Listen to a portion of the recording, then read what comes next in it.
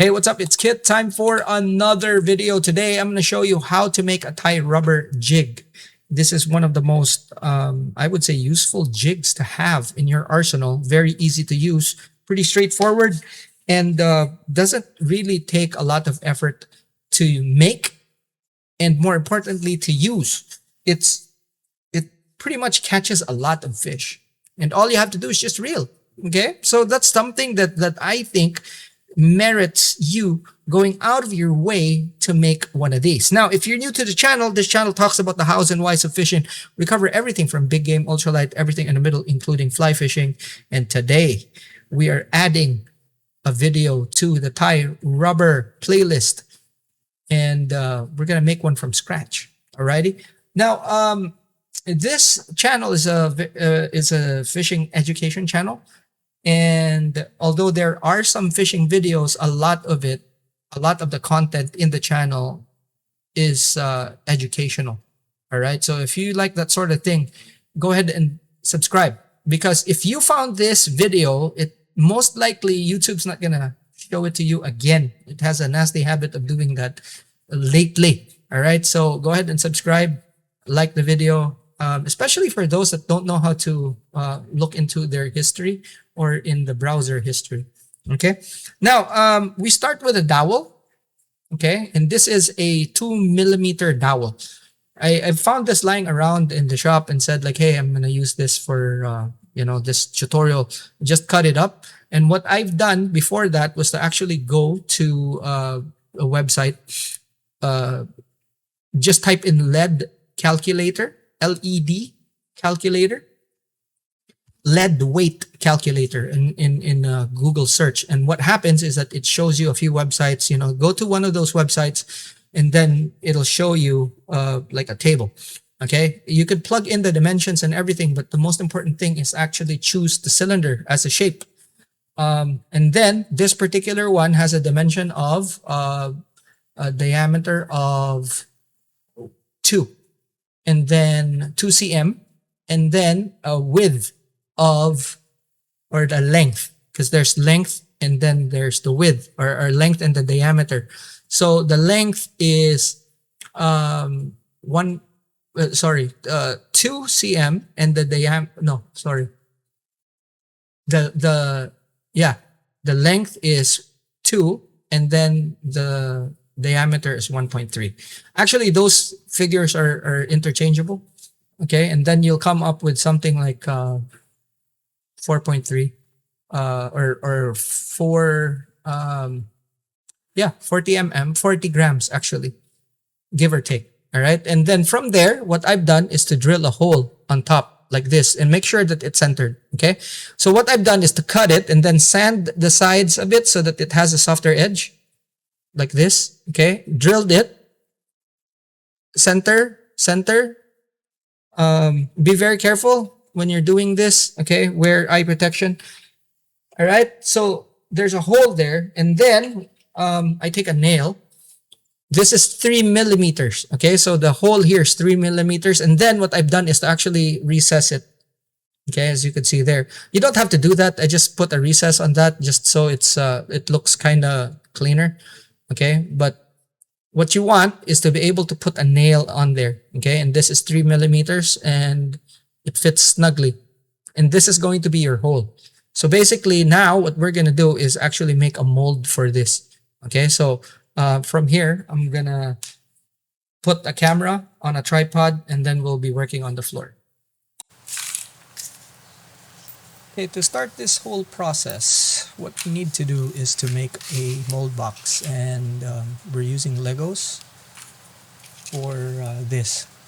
It could be like the regular Lego size, which is probably better, or this one right here. Now, if I'm not doing something that's kind of very delicate, I use these big blocks because they're faster. Lego blocks, believe it or not, they're kind of, well, there's bigger size ones like these, but the smaller ones take a bit of time, but they're a bit more precise. So if I'm doing something that requires some, I would say, finesse, delicate things that I need to mold, I would use Lego blocks, though it's kind of expensive. But if I don't need anything to be leak proof, this is what I'm going to use. So basically, what you need to do is make sure that the object that you're going to mold is securely inside. It can fit, and you need to understand also that there are other parts that you need to worry about. The locating keys is one, which you'll see me do later, and also a pouring spout. Okay, so those are the things that you actually need to kind of pay attention to when you're doing this sort of thing. Now, in the course of doing all of this, you're going to tear it apart, put it back in. So it depends. For me here, I'm just putting all the longer pieces so that it's kind of more convenient. Okay, but pretty much that's it. Now I'm using the back here. As you can see, it's more convenient for me. And one of the biggest reasons is that when you're dealing with clay, and okay, so I'm whacking this clay because it's kind of hard. This is very old clay and I've been using this for years. But to soften it, because when you're storing things, this thing is kind of tough. And what you need to do is really whack it so that you'd be able to work with it. And heat, you can, hit it until it heats up. And then it becomes a bit more malleable. Putting oil also makes it malleable. Now for me here, I'm putting a chunk of it on the bottom just so we'd be able to work. But what it is literally is for us to actually have the clay reach a certain level here. And you can see I'm taking things apart just so the lower square gets filled up. And then you can adjust the thickness of your mold by adding more blocks. Obviously, when it comes to like the regular sized Legos, it's better if you're using that for more precise molds. But for something like this, that it's kind of like we're doing things in a hurry. These big ones would not only cost you cheaper, because when I bought these, I bought the imitation ones, obviously, and I bought it at like a super discount shop. So I was able to save a lot of money just buying a bucket. Is it a bucket? I think it's like 1 or 2 buckets of these. It's so cheap because I was after like the long pieces. All right, so once you filled it up, I whack it a bit more. And what you want to do here is to level it out. A rolling pin helps. Okay, so take the stuff that goes through to the sides and then just put them in the middle. And what you want is something that is super flat without voids, because you're going to be creating the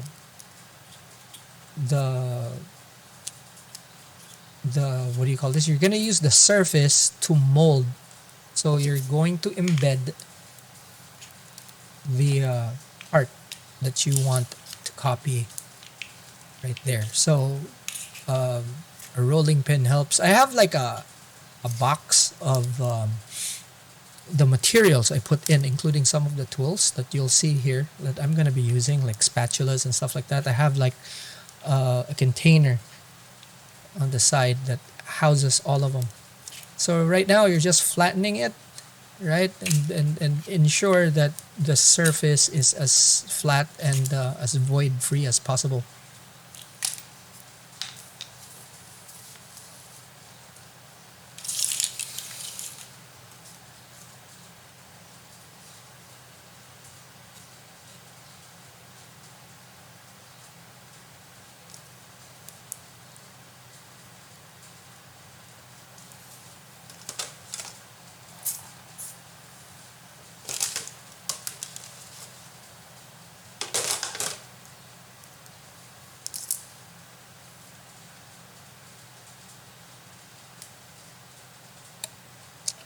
After flattening things up, what you need to do is to put an indentation of the part that you want to mold. And in this particular instance, see that circle right there? I'm going to dig that out.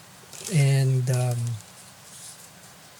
what you need to do is to dig it out so that you can have 50% of the part sticking out. So here I'm very careful digging out the circle, and I don't want to disrupt that circle because it's going to be very difficult to put stuff back in and then rolling it back. It's just a headache, you know. So take the material, and it doesn't matter if you actually take a lot, just as long as you can comfortably put the part in that you're molding into the cavity and expose 50%. It doesn't matter if it's hollow down there. Okay, so here I'm pressing it down just to see, and then I realize that the nail that I have is actually too long. So I take one, and this is one that I've already cut short. There we go. So just press that in. I'm making sure that I'm pressing evenly on all sides. Okay, so here we go. Also, you have to take note that when you're pushing things down, what happens is the sides actually sag. And what you want is to have the sides flush onto the object that you're molding. And for that, I'm going to be using this knife, this plastic knife. And all I'm doing is just pushing the clay back in to the sides. That way, when you're molding, there's no excess on the sides, and it'll give you like a very good copy. After that, all you have to do is just flatten things. As you can see here, a spatula is very useful in flattening things out. The smaller the square as well, the easier it is to flatten things out, as you can see here. And believe it or not, even if you're flattening things like what I'm doing here, it's still going to kind of not gonna be super flat. So just make it as flat as possible, because it's gonna be easier and really a bit more less of a headache dealing with it down the line. So still flattening here, just ensuring I'm actually spending a lot of time just flattening things with this because I want it to be as good as I can. Now, as a release agent, what you want is to use Vaseline. Okay, normally you could use oil too. So normally you use oil. I use Vaseline. You could use either, and then normally you use a brush. Some people use their fingers, but I use a brush just so I know I can reach crevices and all that. It's very easy to apply too much. Okay, so just be sure that you have a very, very light coating so that the parts actually pop out, and that's very important. You'll see later how things work. But brushing, what do you call this? Vaseline is actually a very cheap release agent. Obviously, there's fancier ones out there, but Vaseline works just fine for something like this. You know, essentially what we're doing here is rapid prototyping. Within the day, I mean, in the matter of hours, actually, if I just worked on this straight, I would have actually finished everything in the afternoon. But after this, I kind of took a break and stuff. All right, so from there, you can see that it's already prepped and ready.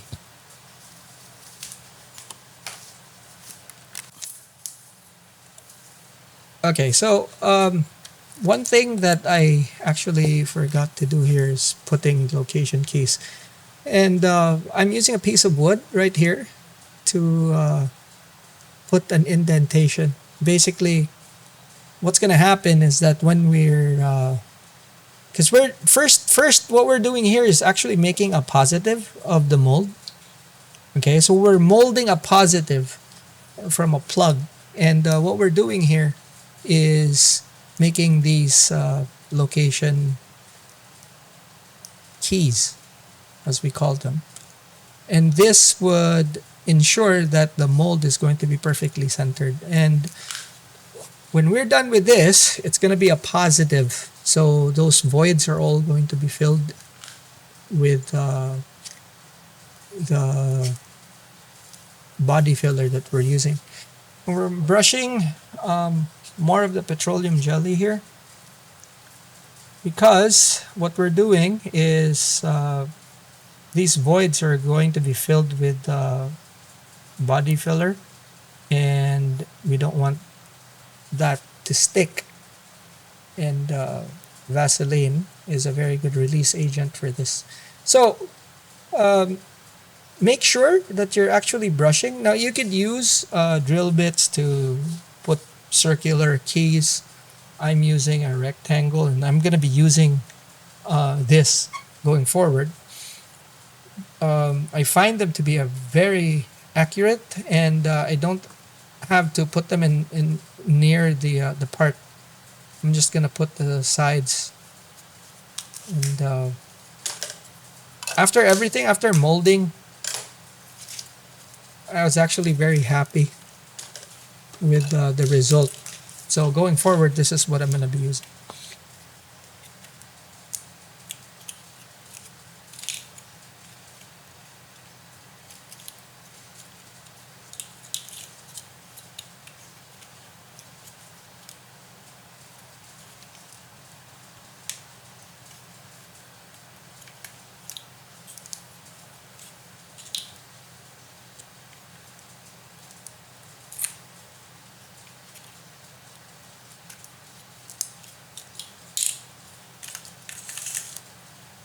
Another thing that you probably noticed that I still don't have is a pouring spout. So I'm gonna be doing that next. Now I'm putting blocks on top, and I'm looking at right now. I'm actually looking at how much I'm gonna be pouring of the material. So just seeing things and kind of trying to figure out um, if I'm gonna be pouring thick or thin uh, portions of this material. So right here, I'm actually seeing that okay, the what do you call this? The pouring spout is going to be placed at the opposite end, right? Because up at this point, I'm still thinking where I'm gonna put them or where I'm gonna put it, and then later on, I just here I finally realized okay, I'm gonna put it at the opposite end of where the line tie is going to be. That way, if I mess up, it's gonna be on the bottom, which I won't see a lot. So forming a cone here, and all we need is like 50% of the cone or the pouring spout. This is going to be half of the pouring spout that we're doing here. So all you need to do is form a cone using the clay, and then as you can see here, slicing it 50%, and I'm gonna keep that 50% on the side here until I use it later on. Just gonna stick it to the place where I want it, which is at the bottom of the tie rubber, the snapper ball head. Okay, so there we go. That's your spout, and you kind of need to arrange it and pat it down, compact, so that it's going to be as even and as clean as you can, because most of the time with these pouring spouts, I actually lose them because of the heat that the body material produces. They melt. So you know that's kind of like a one-way trip for this guy.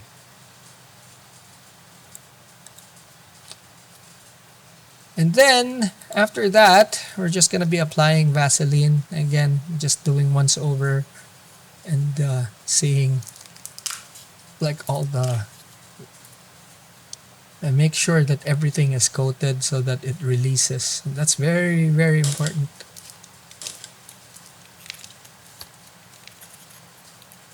And then put the part or the Lego block in, and we're ready to go, man. Okay, we're outside and we're going to be using body filler.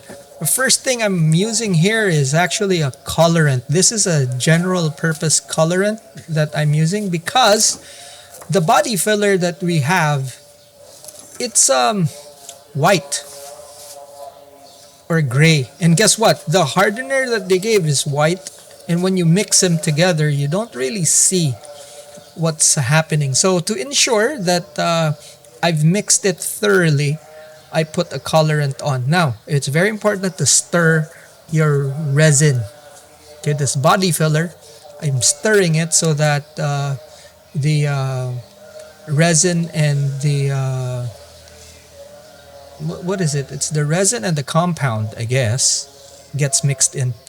Okay, and at this point, it's just guesstimating. I've been doing this enough to actually always have more than enough.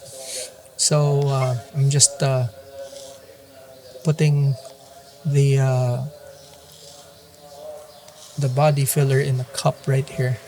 Okay, now you could put the body filler first, and then after that you can put the colorant on, and then you have your catalyst or your hardener.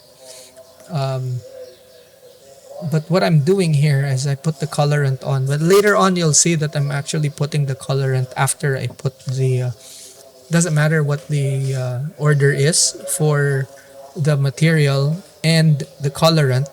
What's important is that you put the hardener way after, when everything's ready. So I think I have enough in the cup right there, and I'm just gonna clean this stick up. And this is the stick that I actually use each time I do the resin or the body filler. Also very important to get the newest made body filler that you can get. I live next to, well, pretty close to the factory, so it's very easy for me to get like a very new batch, and they're cheap. I paid like 15 dirhams. I don't know what that is in your money, but Now I'm putting some hardener on. As you can see, I actually wasn't able to show you, but basically I have a paste, right? And then what I did was to add a bit more MEKP, kind of to the hardener, just to accelerate things. Okay, so I'm stirring here, and as you can see, it's dark green. But what it's supposed to be is just light green, because the thing is gray. So as I keep on stirring it, and I'm stirring it vigorously here, right? Because it's a new batch of body filler, and it's not as stiff as it normally is after it's on the shelf for a long time. So I'm just stirring it in here, and I'm very careful not to lift the stick, otherwise there's going to be a lot of bubbles. As you can see there's some bubbles, but it's not really like super a lot. Now it's kind of mixed in really well. As you can see, the green is well spread out right there, and that's something that you need to do. Scrape the sides, very important. Also scrape the bottom while you're at it. And you can see how fast this thing sets too. You'll see that after I pour, It's like if you agitate it, it's okay and it's not gonna dry up on you. But as soon as you stop, it's gonna start to catalyze. All right, so there we go. You could adjust the drying time, of course, by putting very little catalyst or hardener, and then after that you can kind of just wait around, you know, mix it thoroughly, and then it's good to go.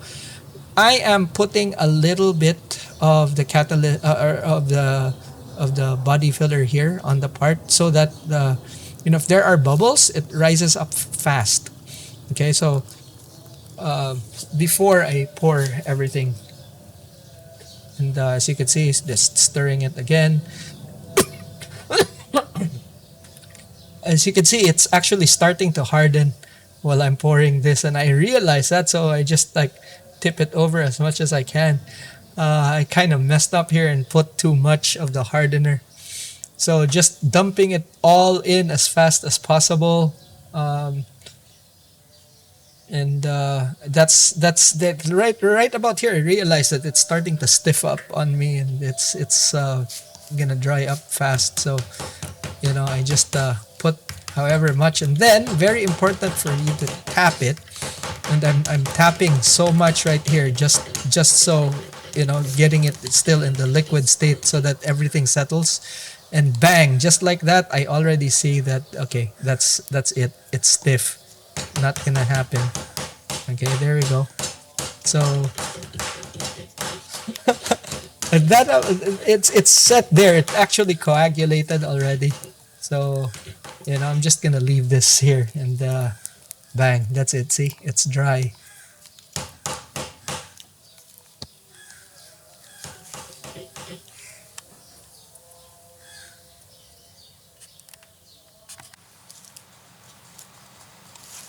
We are back inside, and I'm putting some tape. Well, I'm removing the tape that I put in, and removing the clay. It's gonna get messy here, as you can see. The heat actually makes the clay melt, and you'll see here in a bit what kind of mess we're looking at. Normally like this. For some clays, it's actually pretty bad. For some, it's not so bad, but for this particular one I'm using, it actually melts. You can see there, it's a freaking mess. All right, so this thing actually goes back to normal when it cools down. So right now, what we need to do is just clean this whole bit up. Okay, it took some time, but we're here and things are clean. I'm just taking off as much as I can still here. We're getting this ready for the next phase. Okay, so we want this as clean as possible. And it really helps if you can get it super clean. Okay, and from here, what you need to do is actually clean up the sides, and you can see here I'm actually just cleaning stuff up, just housekeeping, like the sides, just making sure that there's nothing that kind of sticks out, or you know, stuff that I like. For this particular one, you see that I'm actually cleaning up the hole from the clay that's still there, and then making sure that there's no edges that's going to get molded in when we pour the second part in. Okay, so just make things as clean as you can. It's not gonna be perfect, you know what I mean? It's not gonna be perfect, but especially for this side right here, if I didn't take this off, what's gonna happen is that resin's gonna, or the body filler resin is gonna get in there, and it's gonna be very difficult to pop out. Okay, so what you want is just all these edges to kind of be smooth, so that when you pour the the body filler on top of it, it's not going to stick into these parts. Okay.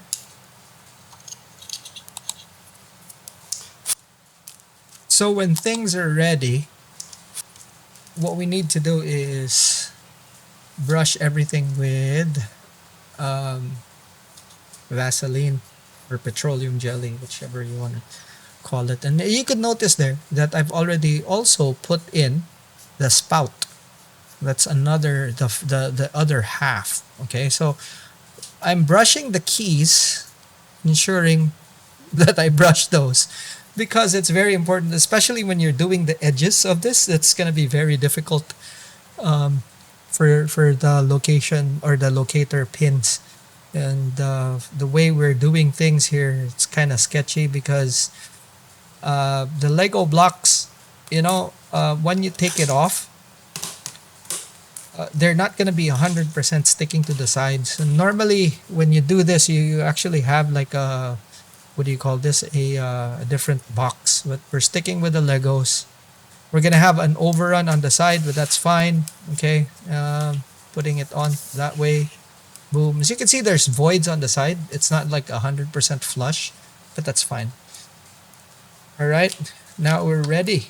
We are back outside and we have our our body filler again. Uh, Stir, stir, stir. You want the resin to mix with the compound. Always do this, and this is new. I just got this like a couple of days ago, and very very happy with this. Now we're just guesstimating how much we need, and I'm just using this stick to add. As you can see here, I'm adding the body filler first before the compound, or sorry, before the colorant, and I'm gonna be doing that in a bit. Now in the Philippines, the hardener has a different color with the resin. So when you mix it, actually turns into a different color. So you would know. I guess in the States it's like that as well. But for here, they don't put the color.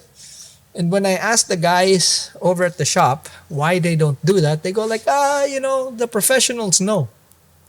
So okay. Well, apparently this is actually also pretty good, the color, because if it's not red or yellow, at least it's also very easy to, and or green, right? Some areas are actually green and stuff. But if you're doing this, what happens is that it's already gray. It's a neutral color and it's very easy to paint. Okay. I don't know why, but if you could notice there's a bit of liquid that's on top there. I actually put in some hardener. And then that was MEKP. And then I'm gonna put the hardener for the what do you call this right there? The hardener that I have for the body filler. Okay, we're just gonna mix it up, and then again, I'm gonna mix this up and make sure that the color is well mixed in. If I don't put the colorant, I wouldn't know if it's actually mixed in or not. That's why I made it a habit to actually put color. Sometimes it's blue, sometimes it's green. You know. So just for me to know that the hardener has actually thoroughly mixed in. Now also I'm using just a little bit of the hardener, so this is going to harden a lot longer than the first one. The first one was like way too fast.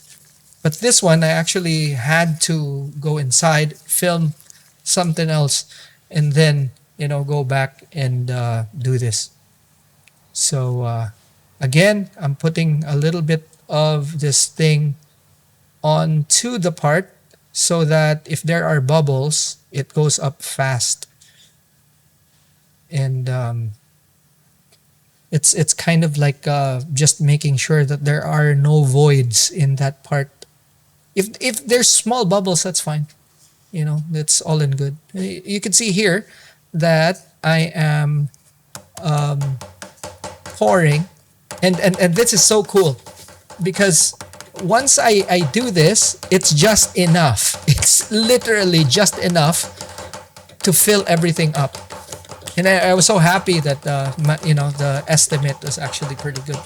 Okay, tapping not only levels things, but also, as you can see, there are small bubbles that rise up, and that kind of makes everything bubble free, which is what you want because you don't want voids around what you're molding. While we are waiting for that sucker to dry up, what we're doing here is making neckties. Okay, so I have balloons, and these are the ones that you make poodles with, right? The dog balloons that the clowns use and stuff. All right, so this is cheap, man. I bought like 100 pack for cheap in like a bargain bin place. You know, their party section.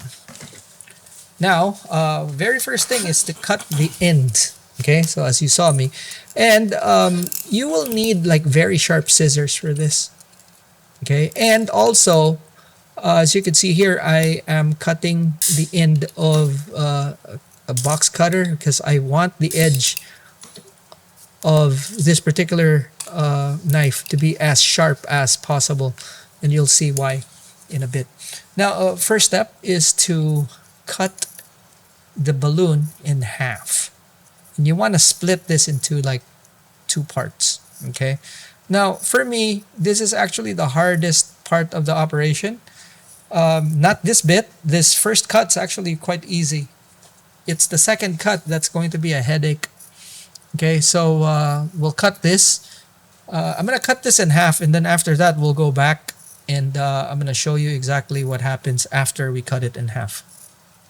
Okay, so after you cut it in half, what you need to do is use masking tape, and you tape the end like I did here. So we tape the end, and then after you tape the ends to keep it straight, you take a strip, and then you basically tape it so that it doesn't move. It's in place, and this is very critical. This is also the reason why I'm using like a wide tape. Now I'm just making these marks right here for you guys so that you could see exactly what I'm doing and where my cut's going to be. Otherwise, I don't really bother doing these things, you know. I just run the knife and then done deal.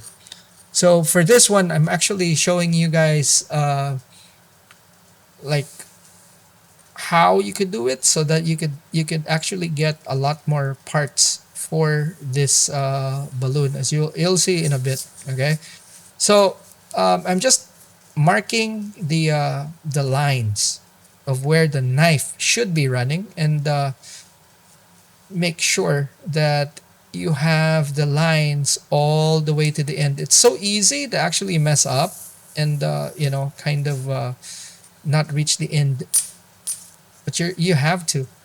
Also, there's some angles, like as you can see here. I'm actually the way I make the lines, right, and how I'm cutting them, or even just making the lines, really you could see that it's not that easy. Maybe I'm just dyslexic, but you can see there it's nothing but a big diamond, really. Okay, so you have a two pointy ends. One is like thicker than the other. There we go. Okay, now we're getting ready to cut, and this is where a wide tape does, and a sharp knife. Okay, this is where it shines. It's something that okay, I messed up there, but no worries. You know, we can just do that again. If you have a really sharp knife, it's actually very easy to use, and gives you worry-free cuts. Otherwise, it's not gonna cut right. It's not gonna cut clean. Okay, so there, and then we'll again adjust for the cut that you have here for this side right here. You have to hold the ruler, and steel ruler is a must for this one. Okay, you can see very straight, very clean cut. Just to make sure that I didn't mess up there. Okay, and then this one side right here, very important. Okay, see that? It is literally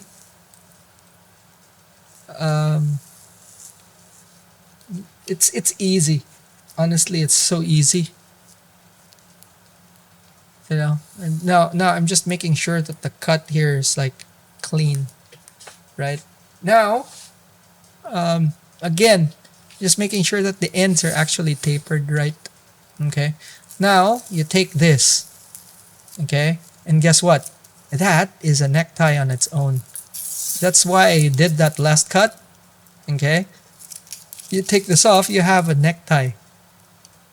The taper is actually kind of like a double taper on the end right there, but you could see that in one sheet or one side you could actually have like two shorter ones and one long one.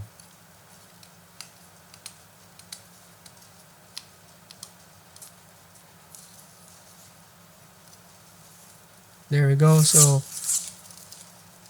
you know, it was also very difficult for this particular masking tape. Actually, not easy to work with. It was too sticky for some. It's quite strong, this masking tape, so not really something that was like super nice. All right, so here's another one. As you can see, there's one right there. And if you want to save that, you can save that. It's literally 3 neckties. Boom, just like that. You have another one. See? And then obviously you have the main one. And as you can see here, it's not like cleanly cut, which is fine because all you have to do is just literally run your knife through this thing and it should be okay. Now, for me, it's just a matter of actually finding an edge right there. And you know what? It doesn't have to be symmetrical, right? But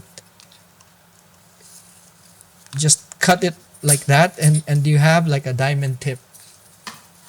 That's it. It's so easy. Like, dude, check that out. That is cool, man. You know? And then all you have to do is just kind of peel the masking tape. And you'll see how nice this is, man. Like, I promise you, this is like genius level fucking workmanship right here, man. Look at that. And for pennies. For pennies. You have 3. Look at that. That is so cool. Okay, this thing is hard.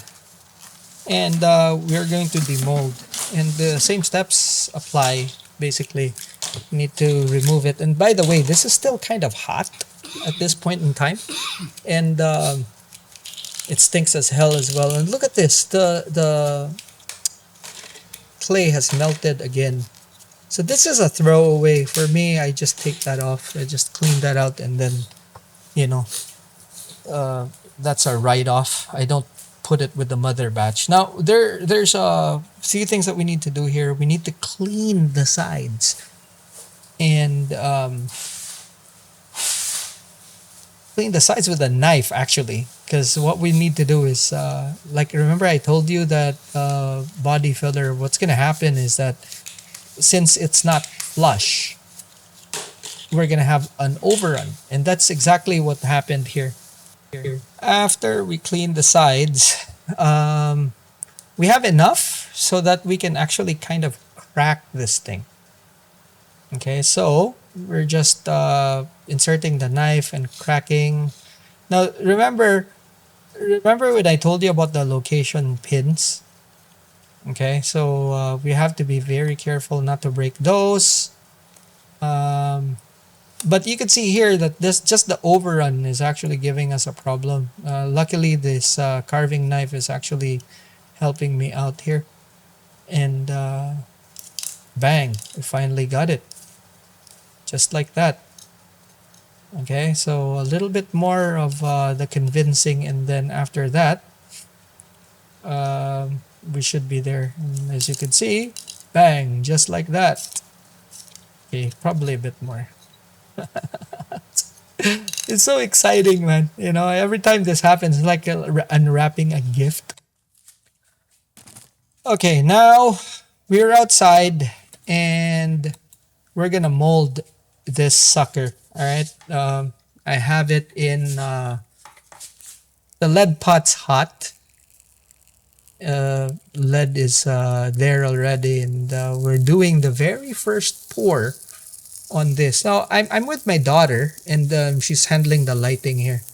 Okay, as you can see, there's like fumes. That's from the clay, so there's still clay residue and the smoke. But you know, this whole body filler thing also does that. It stinks. You know, you're gonna have to suffer through that. But yeah, I mean, look at the smoke. And then now, what's gonna happen is that since that thing's smoking and it's dry, we can actually take this off.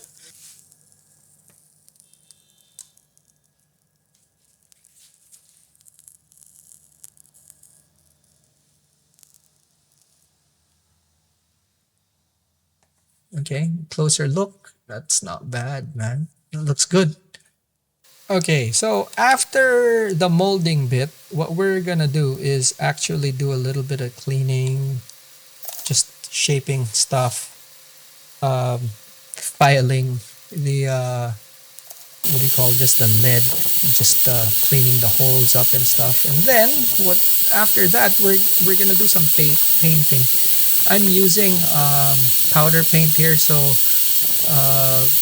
heat gun, and then the powder paint. I made three, so one's gonna be white, one is going to be pink, and one is going to be brown or new penny. We've made the heads, we made the necktie. We're gonna put some eyes on these guys right here. And you know, these are not perfect. Okay, there's one here that's pretty good. Okay, so there, this one, I think it's just the paint that chipped. That's fine. This one is not really perfect, but see, here's the thing, right? When you're retrieving this, what happens is that it disrupts the it creates turbulence. It disrupts the flow at the back. So if there are irregularities, it helps with the movement. That's why for me, kind of not really that super important when it comes to you know, imperfections and stuff. There we go. So the eye does not peel off. You could use nail polish for this, or what we're gonna do is actually use UV.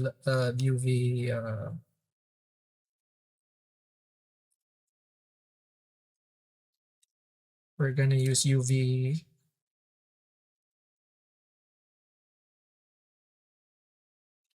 glue. Okay, so there we go. I just wanna make at least kind of an effort to show a little bit of their symmetry, even if it's not you know, it's not perfectly symmetrical, but you can see it there, see? And then bang, right? So that actually looks pretty freaking decent.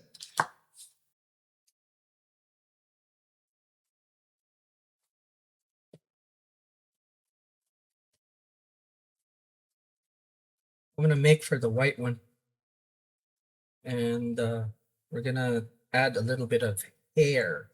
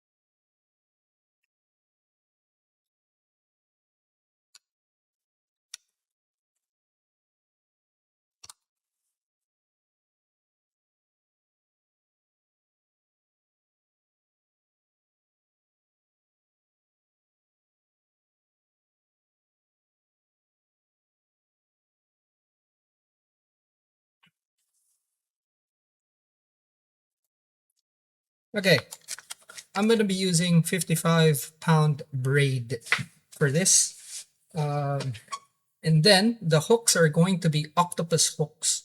So these are going to be kind of, like the stuff we're going to use. It's fairly simple.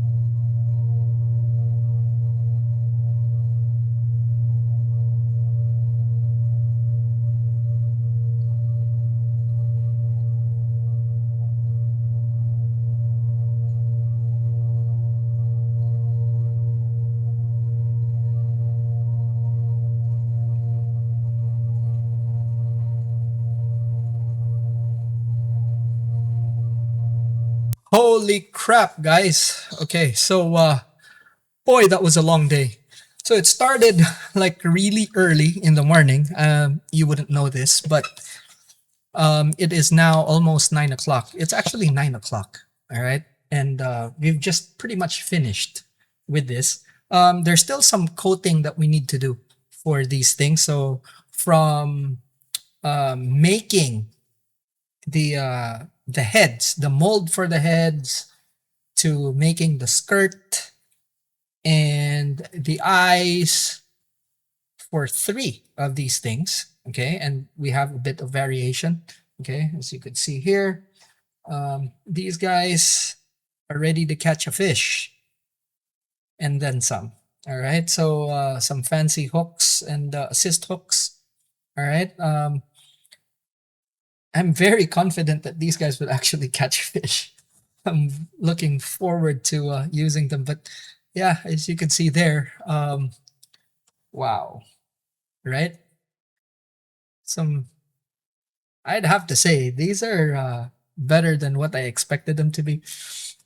Hopefully, you're able to actually get inspired and make yourself some of these, because we're pretty good.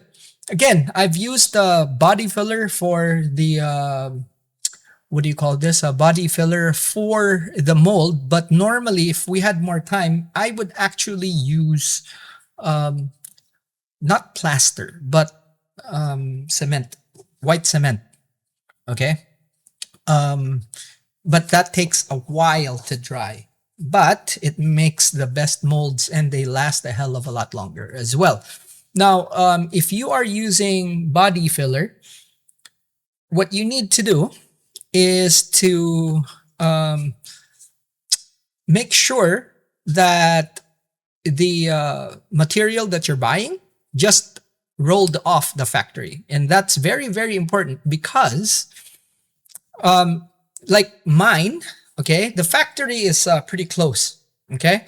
And they have like a showroom and it's the worst place, okay? It's called National Paints. And if you look at the traffic is concentrated there. So it's the worst place to ever go to. But if I go there, I am able to actually talk to them and tell them that, listen, I need one that just rolled off of the factory. And they'll give you a new one. And the difference between a new can and an old one is staggering, because the old one, they're not too soft. Okay, so as time goes by, they actually kind of dry up on their own. Also, you need to always mix and make sure that the resin is mixed in with the material. Okay, and you'll see me actually, or you've seen me actually just mixing it every time I open it. I mix it. I don't like this because of the fumes, and I'm pretty sure that I closed I zoomed in on the smoke that's going in. That's not, it stinks. So if it wasn't for the time constraint, 100% I'd be using white cement more than the body filler. So that's just another method. And you go online, you look for how they're molding or making molds with white cement, and you'll see some resource there. Anyway, that's it for this one. Kind of long. It took me the whole day. For you guys, it's probably like an hour or so. But hopefully, again, you've learned something. And if you find this interesting, please give this a like. I think it deserves that. And yeah, man, make yourself some of these. And then when we go out, I'm going to take these 3 ones, and then we're going to catch some fish with them. Alrighty. That's it for this one. Before we end, I'd like to say that if you haven't yet, again, just a reminder, subscribe, like the video if you've learned something, share this video to your friends, your family, especially those ones that, like tinkering stuff and tinkering with stuff. And I'm sure they'll enjoy, making this on their own, because it's quite simple. As you can see, I've used artificial hair.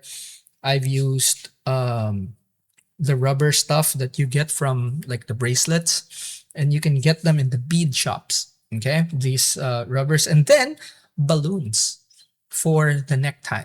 And I showed how to cut it, and I showed how to put everything together, including the assist hooks. Now the hooks, you'll find these hooks from Owner. They use Plasti Dip, and they just dip. That's why they're like that color. But the most important thing there is that these are octopus style hooks, and or beak.